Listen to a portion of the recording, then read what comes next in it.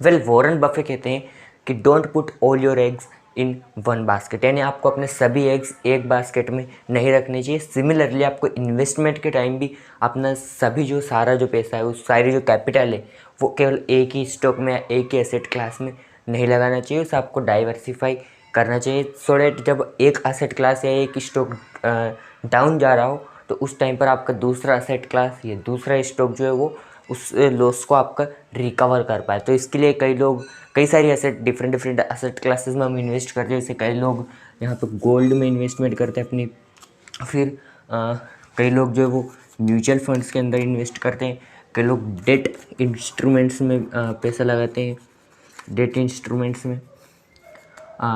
इसके अलावा कई लोग जो है वो स्टॉक्स के अंदर इन्वेस्ट करते हैं, डायरेक्ट स्टॉक मार्केट के अंदर इन्वेस्ट करते हैं। फिर कई लोग यहाँ पे बॉन्ड्स भी खरीदते हैं, बॉन्ड्स के अंदर भी इन्वेस्टमेंट कई लोग करते हैं। कई लोग रियल एस्टेट में इन्वेस्ट करते हैं। लाइक आपने रियल एस्टेट के अंदर किस तरह से करते हैं कि कई लोग तो लैंड खरीद लेते हैं, उससे फिर जब प्राइसेस बढ़ जाते हैं तो उस टाइम पर उस लैंड को सेल करते हैं। वो कई लोग क्या करते हैं कि कई लोग बिल्डिंग्स बना लेते हैं उस लैंड के ऊपर, और फ्लैट्स बना लेते हैं, या कोई घर खरीद लिया उसको रेंट पर दे देते हैं। This is also a type of real estate investment, जिसके बारे में आने वाले वीडियोस के अंदर बात करेंगे। फिर कई लोग जो आजकल न्यू चल रहा है क्रिप्टो करेंसी के अंदर इन्वेस्ट करते हैं, और कई लोग फिर NFTs के अंदर भी इन्वेस्ट करते हैं।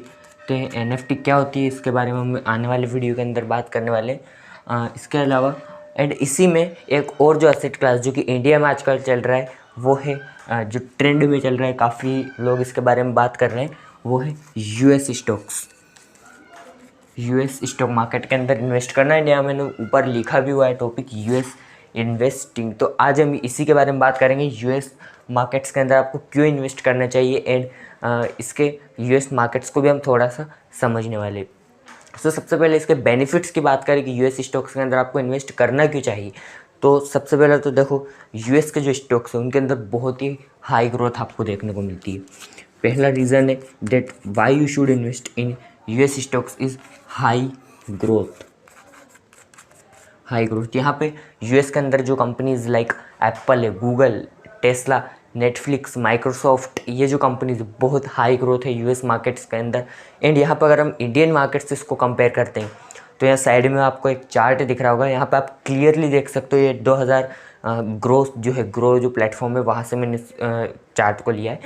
तो यहाँ आप क्लियरली देख सकते हो 2011 से 2021 तक इंडियन मार्केट्स ने जो रिटर्न्स दिए वर्सेस US मार्केट्स ने जो रिटर्न्स दिए क्लियरली दिख रहा है। यहाँ पे 10 में से पूरे 6 साल तक US की जो मार्केट है उसने इंडियन मार्केट के कंपेरेटिवली ज़्यादा रिटर्न्स जनरेट करके दिया है। यानी 60% of the times in the past 10 years US markets ने आउट परफॉर्म किया है इंडियन मार्केट्स को।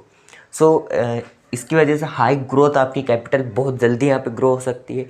मतलब इतनी जल्दी भी नहीं कि आप रातों रात करोड़पति बन जाओगे, बट हाँ, इंडियन मार्केट कंपेरेटिवली यहाँ पे जल्दी ग्रो हो सकती है। दूसरा जो रीज़न यहाँ पे है जो कि केवल एक इंडियन इन्वेस्टर को मिलता है, US के इन्वेस्टर्स को नहीं मिलता, वो है एप्रिशिएटिंग वैल्यू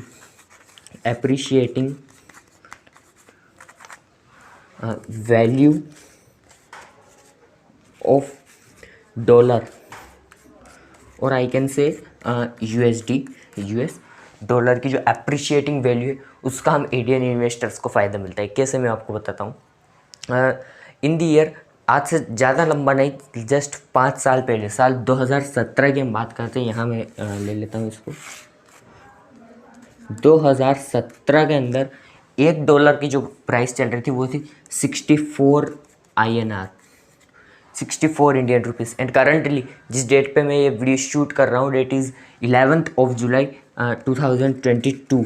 आज ही जो एक $1 की प्राइस है वो 79 INR, यानी इंडियन रुपीज़। अब इसको एक एग्जांपल से मैं आपको एक्सप्लेन करता हूँ। लेट सपोज यहाँ पे हमने दो ले लेते हैं, यहाँ है US और यहाँ है इंडिया।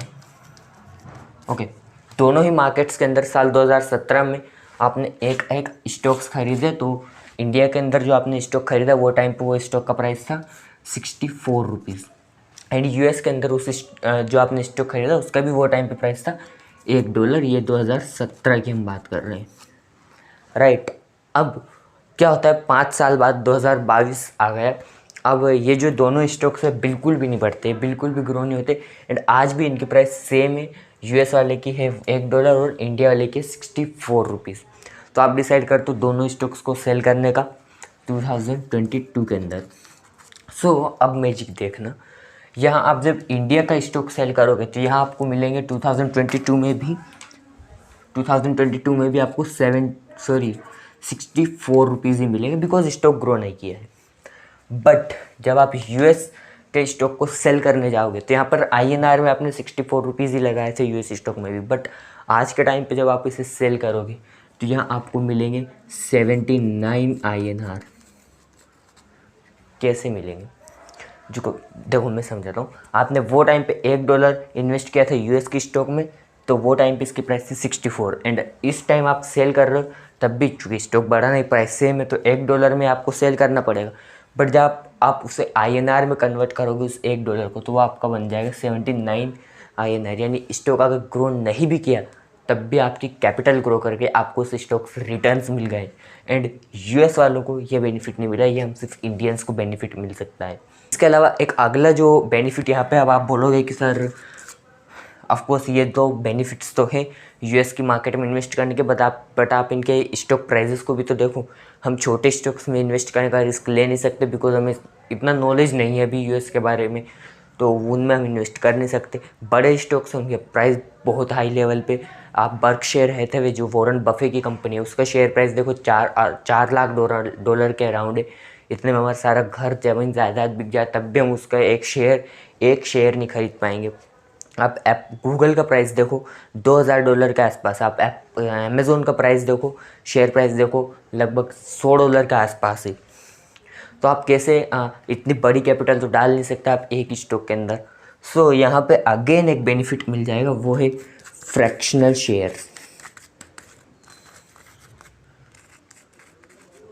फ्रैक्शनल शेयर्स, आप फ्रैक्शन के अंदर शेयर्स खरीद सकते हो, राइट। लाइक बर्कशायर हैथवे का एक शेयर है, उस एक शेयर का पार्ट भी आप खरीद सकते हो।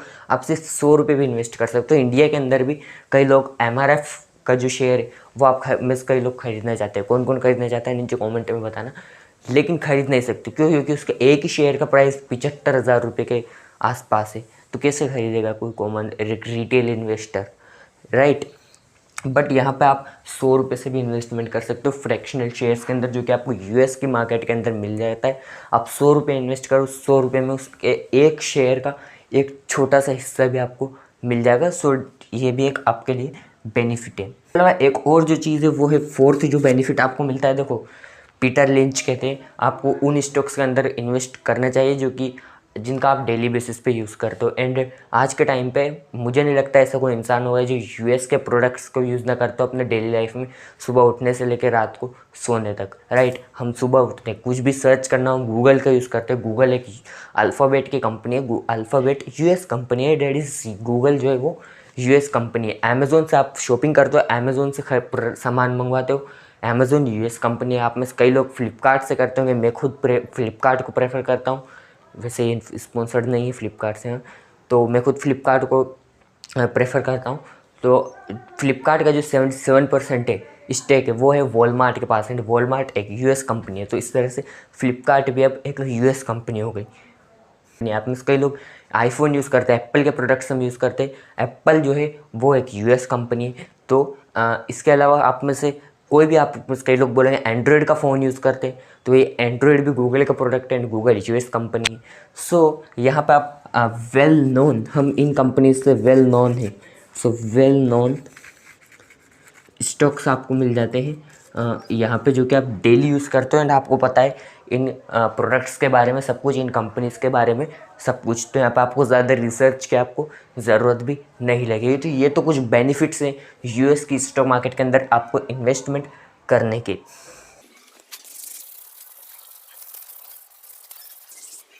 तो ये तो हो गई यूएस के मार्केट्स में इन्वेस्ट करने के बेनिफिट्स के बारे में बात। अब थोड़ा सा यूएस मार्केट को समझ भी लेते हैं, यूएस की स्टॉक मार्केट इस एक तरह से काम किस तरह से करती है, इसको भी थोड़ा समझ लेते हैं। तो सबसे पहले हम बात करते हैं स्टॉक एक्सचेंजेस की।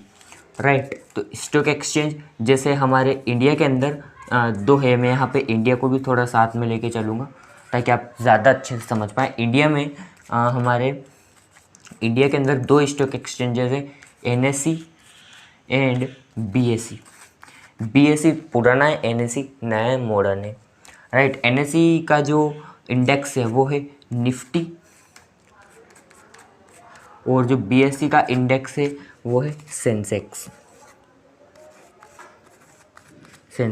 राइट। अब यूएस के बारे में बात करते हैं। जो यूएस के अंदर जो है दो स्टॉक एक्सचेंजेस है। पहला है NYSE, that is New York stock exchange, and दूसरा है नैस्डैक। यहाँ पे जो NYSE है, न्यूयॉर्क स्टॉक एक्सचेंज, ये कंपेरेटिवली पुराना स्टॉक एक्सचेंज है। नैस्डैक नया स्टॉक एक्सचेंज जो मॉडर्न है हमारे NSE की तरह। तो आप कह सकते हो NYSE BSE की तरह है एंड नैस्डैक NSE की तरह है, बट पूरी तरह नहीं है। समझाऊंगा मैं भी। राइट। ये दो स्टॉक एक्सचेंजेस यूएस के अंदर है। अब यहाँ पे एक इंटरेस्टिंग सी चीज़ देखना, साइड में मैं आपको दिखा रहा हूँ। यहाँ जो लिस्ट आपको दिख रही है ये है NSE पर लिस्टेड कंपनीज की लिस्ट और ये है BSE पर लिस्टेड कंपनीज की लिस्ट। राइट। ठीक से देखो इसको। अब इस तरफ देखो, ये है NYSE पर लिस्टेड कंपनीज की लिस्ट एंड ये है नैस्डैक पर लिस्टेड कंपनीज की लिस्ट। कुछ डिफरेंस नज़र आ रहा है। इंडिया के अंदर जो कंपनीज NSE में लिस्टेड है वही कंपनीज BSE में भी लिस्टेड है, बट यूएस के अंदर ऐसा नहीं। यूएस में जो कंपनीज NYSE पर लिस्टेड है वो नैस्डैक में लिस्टेड नहीं, और जो नैस्डैक में लिस्टेड है वो NYSE में लिस्टेड नहीं। वाइट, ऐसा क्यों है? तो जो न्यूयॉर्क स्टॉक एक्सचेंज है NYSE, यहाँ पे जो पुरानी जो मैन्युफैक्चरिंग टाइप के बिजनेसेस करती है, जो ट्रेडिशनल बिजनेसेस कह सकते हैं जो करती है, उस टाइप की companies NYSE daily New York stock exchange पर लिस्टेड है। लाइक वॉलमार्ट हो गया, तो इस टाइप की कंपनीज NYSE पर लिस्टेड है। बट नैस्डैक के अंदर जो कंप्लीट जो मॉडर्न का बिजनेसेस है, लाइक जो टेक बिजनेसेस है, like Apple, like Google, like Amazon, like Microsoft, ये जो स्टॉक्स है वो नैस्डैक पर लिस्टेड है। राइट। और नैस्डैक के स्टॉक NYSE पर लिस्टेड नहीं, गूगल, अमेजोन वगैरह इस पर लिस्टेड नहीं है NYSE पे, और वॉलमार्ट जैसे कंपनी नैस्डैक पर लिस्टेड नहीं है। सो ये एक मेजर डिफरेंस हो जाता है दोनों ही मार्केट्स के बीच में। तो यहाँ से आपको क्लैरिटी मिल जाती है। अगर आप इंडेक्स फंड में भी इन्वेस्ट करते हो सो यहाँ पे आपको एक क्लैरिटी मिल जाती है कि आपको नैस्डैक को ट्रैक करना है अगर आपने टेक कंपनीज के अंदर इन्वेस्ट किया हो, और आपको NYSE को ट्रैक करना है अगर आपने नॉन टेक के अंदर इन्वेस्ट किया हो। बट इंडिया में अगर आपको मान लो आपको केवल टेक कंपनीज़ को ही ट्रैक करना है, आपने केवल टेक कंपनीज़ में ही अपना पैसा लगाया हुआ है, तो आप उसको केवल टेक कंपनीज़ को आपको पर्टिकुलरली ट्रैक करना पड़ेगा। पूरे एक्सचेंज को आप ट्रैक नहीं कर सकते NSE BSE, चूँकि मिक्सचर है यहाँ पे कंपनीज़ का, इसलिए। बट यहाँ आप कर सकते हो। ओके, सो ये हो गई स्टॉक एक्सचेंजेस की बात। नाउ हम बात करते हैं इंडेक्स की। आप बोलोगे यहाँ पे इंडेक्स बताएं या नहीं बताएं। सो इंडाइसेस की हम यहाँ पे बात करते हैं। इंडेक्सेस का प्लूरल फॉर्म है इंडाइसेस, पता होगा आपको। तो यहाँ 4 मेजर जो है इंडेक्स है यूएस की मार्केट के अंदर। एक है S&P 500, इनके बारे में डिटेल में भी आपको बताऊँगा। S&P 500, फिर दूसरा है डाउ जोन्स, तीसरा है नैस्डैक, और चौथा है जो कि अभी बन रहा है, बना नहीं है पूरी तरह से, डेट इज़ रसल 2000। ये 4 मेजर इंडाइसेस है यूएस की मार्केट के अंदर। S&P 500, डाउ जोन्स, नैस्डैक और रसल 2000। इनको वन बाय वन हम समझते हैं। सो S&P 500 जो है, इसके अंदर यूएस की जो टॉप 500 कंपनीज है वो यहाँ पर लिस्टेड है S&P 500 के अंदर। तो जो टॉप 500 मार्केट कैप्स, चाहे वो NYSE में हो या नैस्डैक में हो, दोनों स्टॉक एक्सचेंजेस से जो टॉप मार्केट कैप के हिसाब से जो टॉप 500 कंपनीज है वो S&P 500 इंडेक्स के उसको ट्रैक करता है। बट यहाँ एक कंडीशन है S&P 500 के अंदर कि यहाँ पर ये जो 500 कंपनीज़ है, इन सभी 500 कंपनीज़ का हेडक्वार्टर यूएस के अंदर होना चाहिए, यूएस के बाहर नहीं होना चाहिए। सो ये कंडीशन S&P 500 में। अब बात आती है डाउ जोन्स की। डाउ जोन्स जो है वो टॉप 30 कंपनीज़ को ट्रैक करता है NYSE और नैस्डैक से। नैस्डैक और NYSE दोनों एक एक्सचेंजेस है जो टॉप 30 कंपनीज है, चाहे उनका हेडक्वार्टर इंडिया US में हो या US के बाहर हो। डाउ जोन्स टॉप 30 कंपनीज को ट्रैक करता है। नैस्डैक जो है वो नैस्डैक स्टॉक एक्सचेंज जो है, नैस्डैक स्टॉक एक्सचेंज के जितने भी स्टॉक्स है सभी को नैस्डैक इंडेक्स जो है वो ट्रैक करता है। एंड रसल 2000 जो कि नया बन रहा है, तो ये जो स्मॉल कैप कंपनीज़ हैं USA की उनको ट्रैक करता है रसल 2000। ये अभी पूरी तरह से बना नहीं है, अभी बन रहा है रसल 2000।